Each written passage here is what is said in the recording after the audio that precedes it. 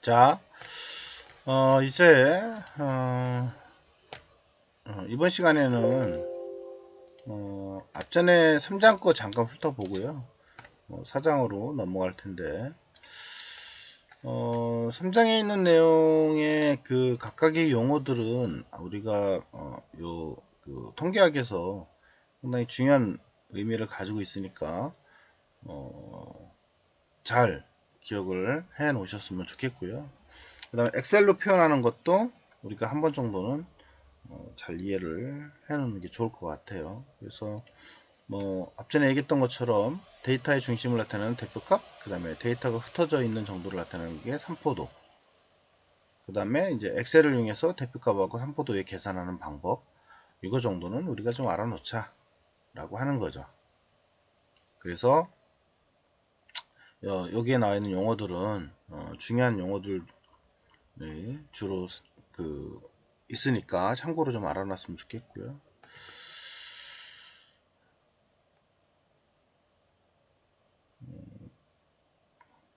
가장 많이 사용되는 건 평균이고, 평균 외에 중앙값, 절사평균 등을 사용한다 라고 했었죠.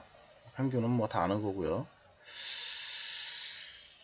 그 다음에 절사평균은 평균의 장점과 중앙값의 장점을 갖는 대표값이다.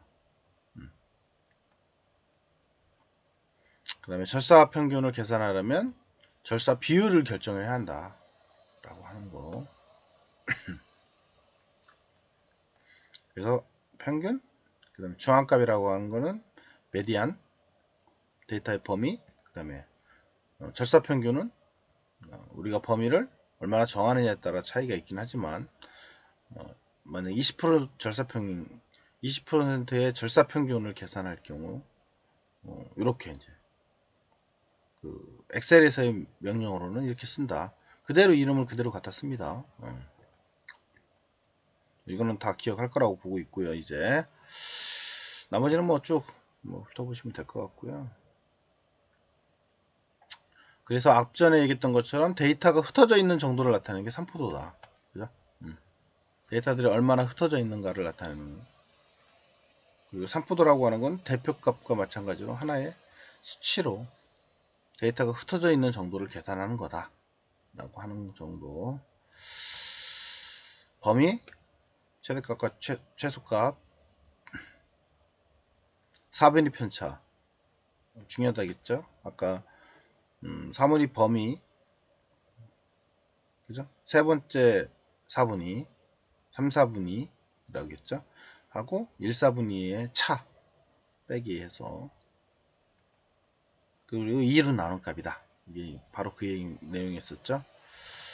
분산이라고 하는 거는 삼포도의 척도로서 이제 가장 널리 사용되는 방법 중에 하나고요. 그 다음에 데이터가 퍼져 있는 정도의 기준을 평균으로 사용하여 계산하는. 그래서 각 데이터의 평균, 그 다음에 그 각 데이터의 평균과의 차이를 곱해서 합한 거를 이제 평균, 합한 값에 이제 대한 이제 평균이다. 그리고 분산, 표준 편차는 분산을 제곱근을 한 거라고 했죠. 루트 스퀘어를 한 거라고 얘기를 했었고요. 나머지는 뭐 쭉 보시면 될 것 같고요. 네, 첨도. 앞전에 첨도라는 단어 나왔었죠. 첨도는 분포가 대표값을 중심으로 얼마나 모여 있는가를 나타내는 척도이다.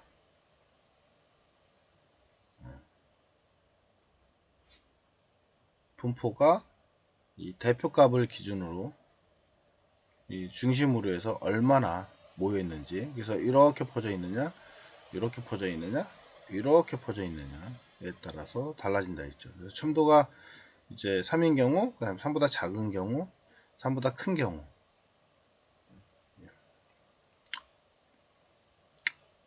나머지는 뭐 쭉 보시면 될 것 같고요.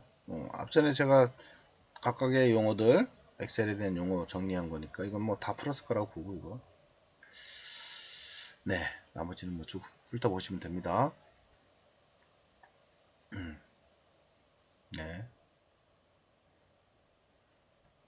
그래서 요약 정리했던 부분들 기억하면 될 것 같고요. 우리가 3장의 연습 문제를 이제 사실 이제 이건 풀지는 않았지만 이 3장의 연습 문제에서 이제 시험 문제가 좀 나왔습니다. 몇 개만 풀고 건너가도록 그렇게 할게요.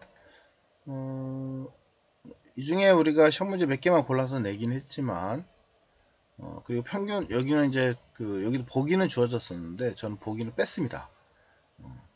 뭐 몇 개 안 되기 때문에 뺐었는데 어쨌거나 데이터의 요약은 데이터의 성질이나 특성을 그러니까 특성을 대표적인 수치로 표현하는 방법으로 요약의 대상으로 데이터의 중심 위치가 어디인가를 나타내는 수치를 대표값이라고 하고 중심 위치라고 했죠. 그 다음에 데이터들의 대표값을 기준으로 얼마나 흩어져 있는가를 나타내는 것을 우리는 산포도라고 한다.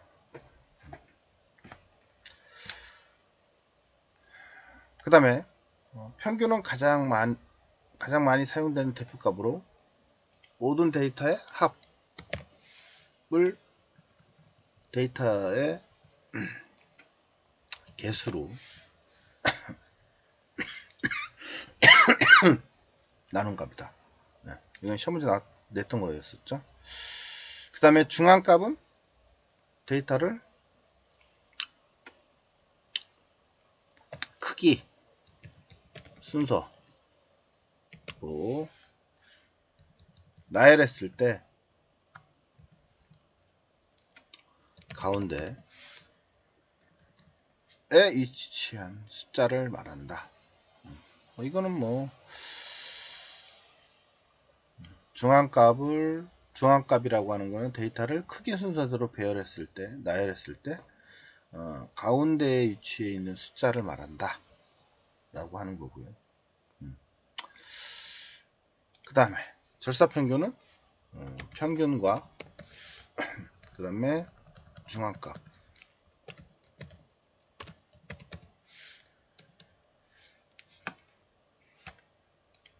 꽤 장점을 갖는 대표값이다. 이건 냈던 거고요.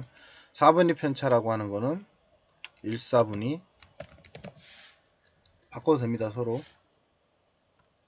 그 다음에 3, 4분위 수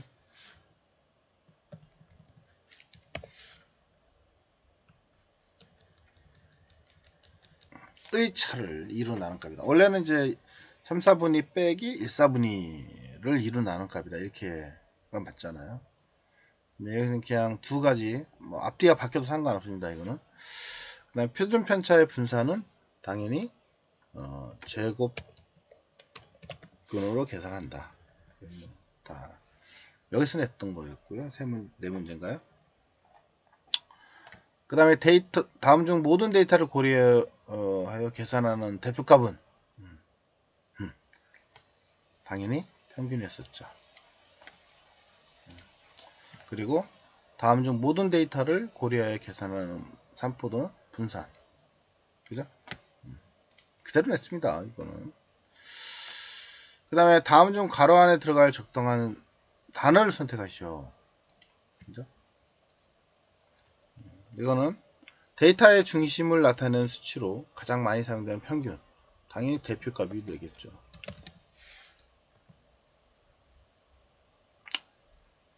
그리고 데이터들이 얼마나 흩어져 있는가를 나타내는 것을 당연히 이거는 산포도였고요. 뭐 이거 다 아는 내용이죠. 이거는 몇 번 지금 설명했으니까. 데이터를 크기 순서대로 나열했을 때 가장 가운데 위치하고 있는 대표값을 우리는 아까 했죠. 중앙값이라고. 이건 뭐 다 아는 내용들이었고요. 다음 중 자료를 중심으로 자료의 중심 경향을 나타내는 대표값이라 볼 수 없는 것은 자료의 중심 경향을 나타내는 대표값이라고 볼 수 없는 거. 평균 맞죠? 중앙값 맞죠? 최빈값 맞고요. 절사평균 맞고요. 그렇죠? 표준 편차가 되겠네요. 그죠? 이거는 헷갈릴 수 있는데 그러니까 중심 경향을 나타내는 대표값으로 볼 수가 없는 거라는 거죠. 중심, 평균, 중앙값, 최빈값, 절사평균. 근데 표준 편차는 아니죠. 그 다음에 설명 중 바르지 못한 거. 이게 이제 냈던 문제죠. 없음, 이렇게 나왔던 거. 다 맞는 말이었죠. 표준 편차는 분산의 제곱근이다. 산포도가 작을수록 자료들이 대표값 주위에 집중됨을 의미한다. 산포도는 항상 양수로 나타난다. 대표값을 중심으로 자료의 흩어짐의 정도를 나타내는 값을 우리는 산포도라고 한다. 여기 이제 만약에 뭐 좀 답을 넣는다면 항상 음수로 나타난다. 뭐 이렇게 바꿀 수도 있었겠죠. 뭐 나머지는 보시면 될 것 같고요. A반 성적에 비해서 B반 성적의 표준 편차가 작다는 것은 무엇을 의미하느냐? A반 성적에 비해서 B반 성적의 표준 편차의 의미를 알아놔야겠죠? 표준 편차가 작다는 것은 무엇을 의미하느냐 이거죠.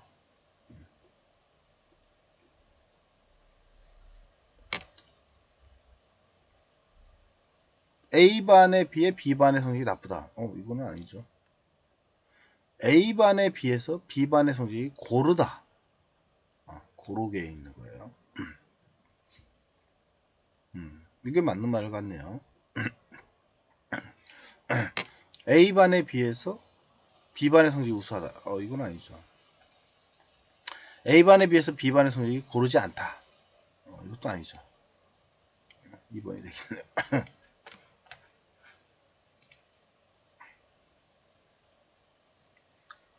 자, 이런 의미를 갖더라 라고 하는 거고요. 나머지는 뭐 여러분들이 쭉 한 번씩 훑어보십시오. 여기도 산포도에 대한 내용이니까 틀린 것을 모두 고르시오. 산포도가 할수록 데이터의 분포도는 대표값이 중심으로 밀집해 있다.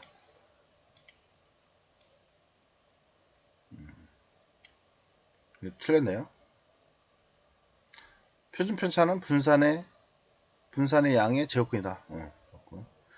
분산이 0이면 모든 데이터가 동일한 값을 갖는다. 이것도 맞고요. 그 다음에 분산이 적은 데이터는 분산이 큰 데이터보다 평균이 크다. 이건 좀 그러네요. 여기는 4번 하고 그 다음에 1번 하고 뭐가 되겠네요.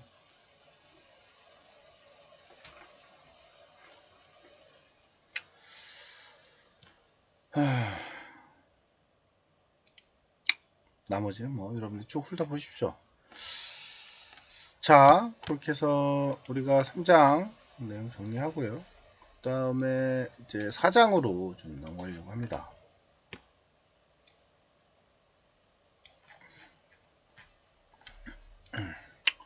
자, 4장에는 우리가 이제 뭐 제목은 어떤 사건이 일어날 가능성과 그 가능성을 우리가 도표나 그래프로 나타내 보자 라고 하는 말입니다. 여기서 이제 어떤 사건이 일어날 가능성, 어떻게 보면 이제 확률이죠. 이것도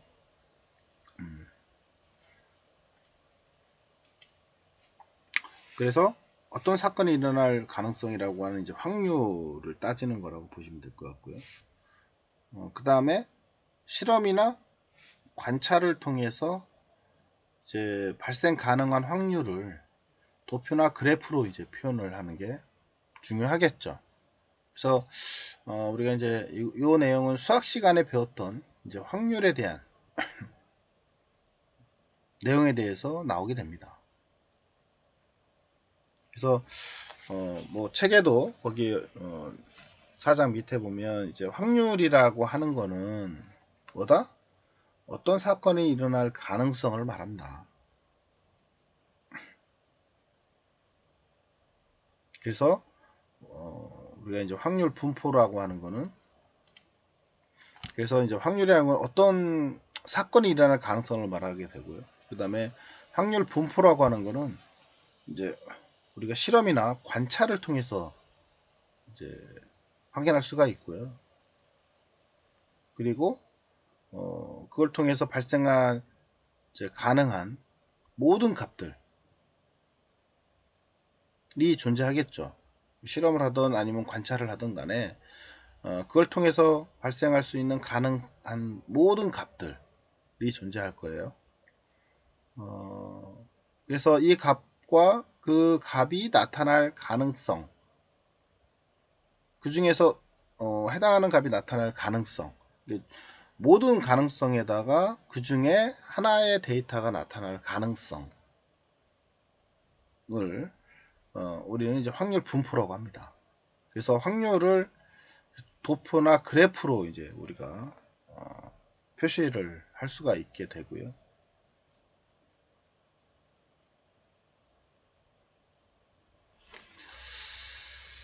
그래서 이제 앞전에서는 우리가 3장에서는 이제 데이터의 분포, 대표값 산포도에 이제 관심을 두었지만은 이제 우리 4장에서는 확률 변수의 이제 분포,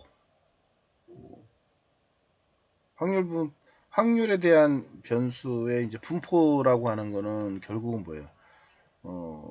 기대를 하는 거잖아요. 기대값이에요, 기대값.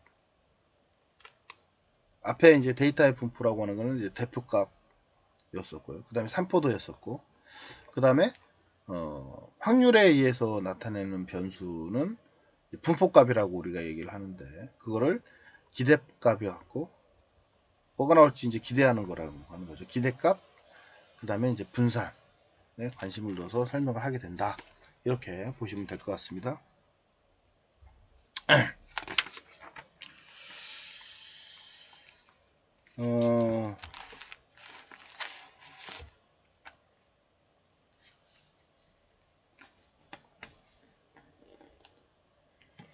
여기는 뭐 갑자기 이렇게 나오긴 이제 뭐 표가 나오긴 했지만, 표는 우리 책에 81페이지에 나와 있는 표를 이제 정리를 해 놓은 거고요. 이 표는 이따가 보도록 하겠습니다. 그래서 정리를 다시 해보면, 이제 우리가 어떤 사건이 일어날 가능성과 가능성을 이제 확률이라고 하는데, 확률은 어떤 사건이 일어날 가능성, 정의하자면 그렇고요.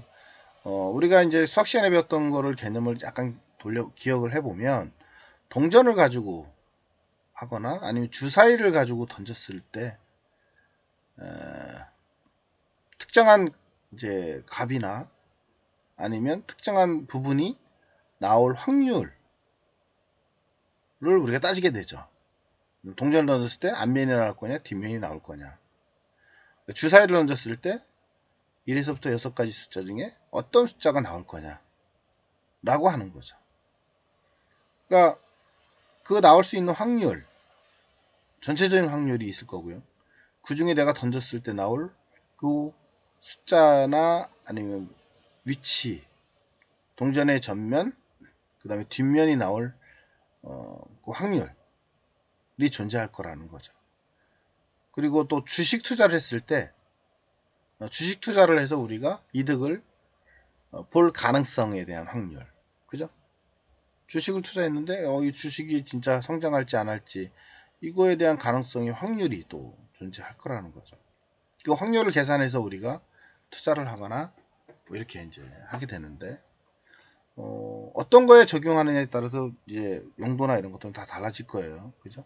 그래서 우리가 의사결정을 내릴 때 이게 확실성보다는 이제 주로 불확실성이 많잖아요. 그러다 보니까 우리가 미래에 대해서 불확실성의 정도가 있다 보니까 그거를 우리가 확률을 따져서 얼마만큼의 확률성이 있는지를 보고 이제 결정을 해야 하는 그런 경우에 많이 사용을 하게 되죠. 그래서 주로 이제 불확실성 하에서의 의사결정의 오류를 줄이기 위해서 우리가 확률을 쓰게 되고, 그래서 확률을 통해서 확률을 연구하고 그 과정을 이제 필요로 하게 된다라고 하는 거죠. 근데 이제 이런 확률의 개념은 크게 이제 객관적인 확률하고 이제 주관적인 이제 확률로 나눠지게 되더라 라고 하는 거죠. 두 가지의 확률로, 객관적인 확률, 주관적인. 객관적인 거는 객관적인 데이터를 가지고, 아니면 객관적인 뭔가를 가지고 이제 확인하는 거고, 주관적인 거는 주관적인 생각이나 주관적인 그런 걸 가지고 이제 확률로 구분하는 경우 두 가지가 나뉘게 되는 거죠. 그래서 우리가 이제 객관적인 확률이라고 하는 거는 결국은 논리적인 확률, 그 다음에 경험적인 확률의 차이가 이제 계산이나 아니면은 이제 뭐 실험이나 관찰을 통해서 이제 하게 되고요. 이 중에 이제 뭐 논리적인 확률이라고 하는 거는 그럼 어떠한 시행을 해서 나타날 수 있는 결과의 수가 존재할 텐데, 그 수를 정해서 이제 한다라고 보시면 될 것 같아요. 뭐 아까 얘기했던 것처럼 동전 던지기라든가 주사위 던지는 거를 생각하시면 될 것 같아요. 동전 던지는 경우의 수는 두 가지뿐이 안 나오죠. 그죠? 두 개예요. 전체적인 결과의 숫자는 앞면이 나오거나 뒷면이 나오거나. 그죠?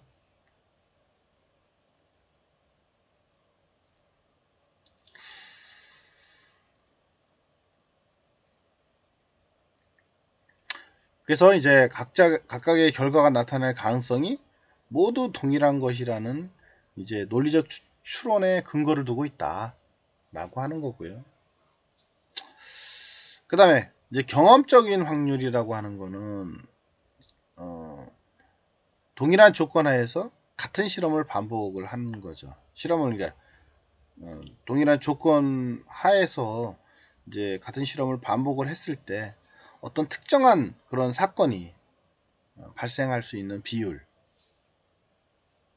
우리는 이제 상대도수라고 하는데, 상대도수 계산이라고 하는데, 뭐 상대도수 확률 뭐 이렇게 얘기도 합니다. 어쨌거나 이제 실험의 반복 횟수는 이제 아주 많이 하면 할수록 좋은 거죠. 그죠? 충분히 이제 커야만 경험적 확률이 정확도가 더 높아져 가는 게 될 거라는 거죠. 그래서 우리가 이제 야구의 타율이라든가 자유투 성공률이라든가 뭐 이런 것들이 많은 경험에 의해서 확률로 따지게 되는 거죠. 나올 수 있는 확률이. 동전 던지기 하는 거는 좀 다른 거죠. 그죠? 경험에 의한 확률이니까. 그래서 확률 계산을 해보면 결국은 뭐예요?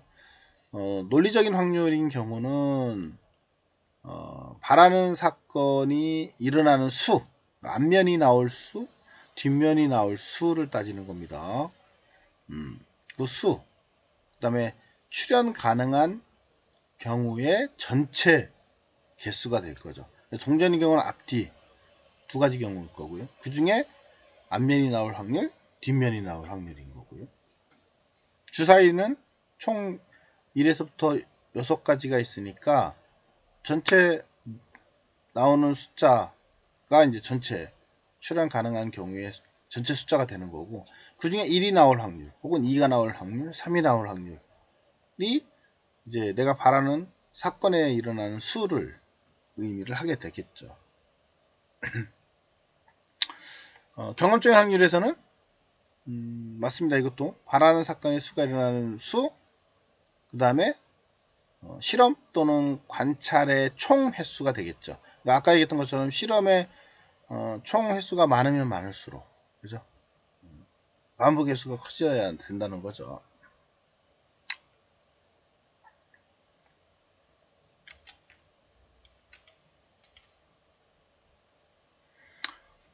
그 다음에 이제 주관적인 확률은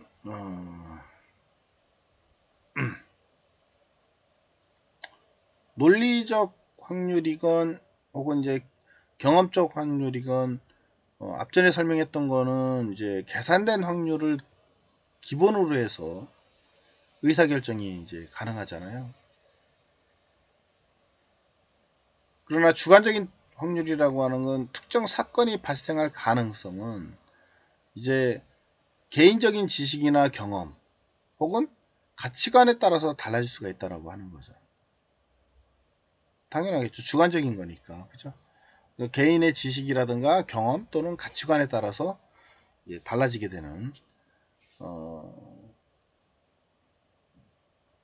그래서 이렇게 이제 나오는 거를 우리는 이제 주관적인 확률이다 이렇게 얘기를 하고 있고요. 야구에서 이제 주자가 2루에 있을 때 감독은 어떤 대타를 기용할 것이냐, 이거는 뭐 감독의 주관적인 상황이잖아요. 그래서 상황에 따라서 어떤 투수로 교체할 것인지는 경험적인 확률만으로 한다고 보기에는 좀 어렵다라고 하는 거죠. 왜냐면 어떤 상황에 따라서 어떻게 변할지를 아무도 모르기 때문에. 그래서 주관적인 판단에 의해서 결정을 해줘야 하는 거죠. 그게 이제 감독이 능력인 거죠. 그래서 주관적인 확률 이렇게 이제 나눠진다고 보시면 될 것 같고요. 네, 좀 쉬었다가 나가도록 하겠습니다.